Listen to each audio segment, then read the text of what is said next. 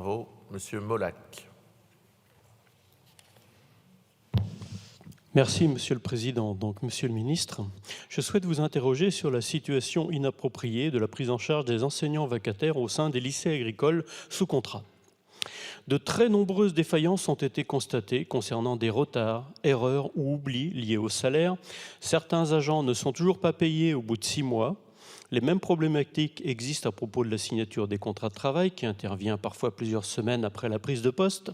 Il apparaît que le traitement administratif des situations contractuelles des enseignements des lycées agricoles sous contrat n'est pas acceptable et des effets se font sentir sur les agents en termes de fatigue et de lassitude et de charge mentale. Les syndicats de la filière alertent désormais la représentation parlementaire à propos du nombre important d'enseignants n'ayant pas perçu de salaire, sur l'opacité du processus de titularisation et sur les dysfonctionnements qui impactent de manière directe un personnel dont la motivation peut baisser vu ces erreurs qui se multiplient. Le secteur agricole, comme on le sait, est en crise. La justification donnée par le ministère derrière ces problèmes se résume à un manque d'effectifs. Les causes sont certainement multiples, mais la situation est urgente.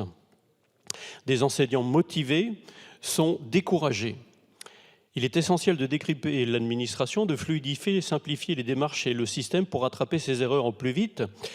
Monsieur le ministre, n'importe quelle entreprise qui aurait ce genre de dysfonctionnement serait implacablement, d'abord certainement réprimandée par l'inspection du travail, voire sanctionnée.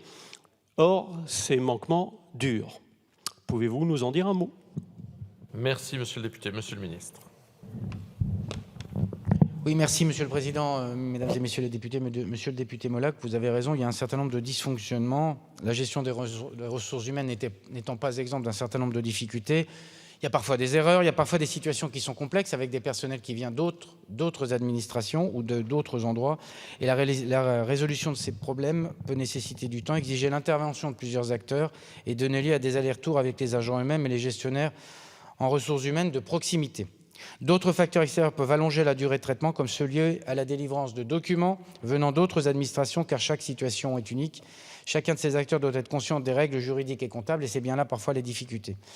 Néanmoins, je voudrais vous rappeler que lorsque des recrutements sont demandés en urgence par les établissements, des avances sur salaire correspondant environ à 90% du traitement peuvent être proposées. Et je voudrais simplement réaffirmer devant vous mon intention et celle de mon administration pour être à l'écoute et résoudre les situations problématiques que peuvent connaître certains professeurs de l'enseignement agricole public ou enseignement agricole privé. Vous signalez en outre que nous avons décidé de renforcer les moyens du service de ressources humaines du ministère qui manquait. Ça a été fait dans le budget 2023, c'est prolongé dans le budget 2024. Vous avez raison, il y avait un certain nombre de sujets.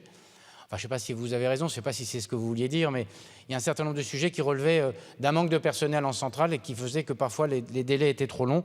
Des échanges très réguliers ont lieu entre le bureau de gestion de ces enseignants et l'ensemble des organisations syndicales pour prévenir et régler les problèmes. Enfin, mes services étudient différentes options pour améliorer la réactivité de notre système de gestion et le versement des salaires. C'est tout le travail de simplification qui ne doit pas concerner que les agriculteurs, mais aussi qui doit concerner notre administration. Et là aussi, vous le savez comme moi, il y a du travail. Monsieur Molac. Monsieur le ministre, je vois que votre administration a pris la mesure des difficultés. C'est une bonne nouvelle parce que j'ai effectivement reçu les syndicats et un certain nombre de professionnels qui sont fatigués de ce genre d'erreur.